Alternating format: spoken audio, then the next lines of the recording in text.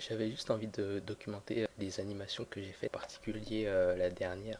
Je voulais juste un peu parler de pourquoi j'ai fait le personnage, montrer l'envers du décor et parler des erreurs que j'ai faites pour ceux qui sont intéressés, qui veulent voir comment ça se passe un peu de travailler sur Blender. Ça s'adresse plus aux débutants plutôt que les utilisateurs de Blender chevronnés. Pourquoi j'ai fait le perso en premier lieu? Parce que j'avais une idée de court métrage et j'ai fait le perso aussi parce que j'avais juste envie d'apprendre à faire des personnages sur Blender. J'en ai déjà fait sur Dreams.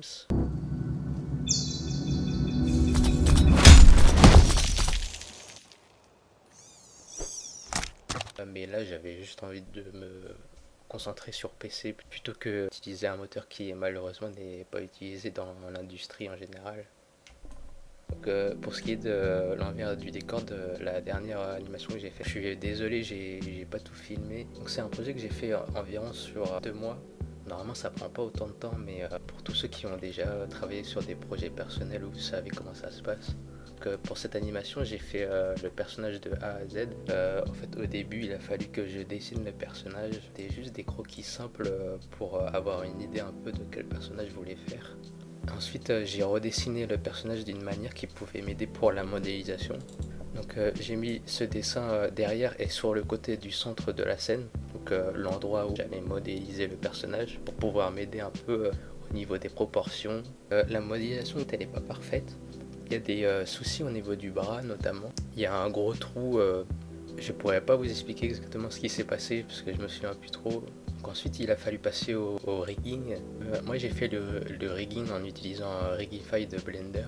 Le rigging c'est un métier à part entière et moi j'ai pas encore l'expérience d'un professionnel, alors j'ai juste utilisé Rigify de Blender parce que Rigify donne des outils super utiles pour l'animation ensuite. Donc ensuite il a fallu faire la texture. Pour ça j'ai utilisé Substance. Je voulais vraiment que le perso ait plein de coups de pinceau et j'ai aussi fait des petites traces de crayon à la tablette pour donner un aspect un peu bande dessinée. Pour la texture aussi, il y a eu quelques soucis. Le bandage au niveau des bras, je le trouve un peu raté.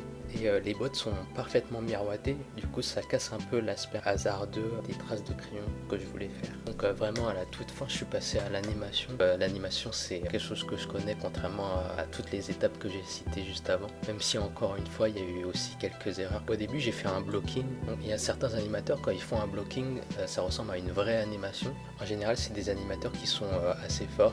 Moi c'est pas le cas, le blocking il est assez saccadé. C'est pas une erreur en soi, je peux continuer en ayant un blocking comme ça, mais je pense que j'aurais pu un peu plus le travailler. Après le blocking, on passe à cette étape, donc c'est le spline. En gros, on dit à Blender de relier les frames ensemble pour plus que ce soit saccadé. Quand Blender fait l'opération tout seul, il y a plein d'erreurs. Donc, du coup, c'est à l'animateur de corriger ces erreurs.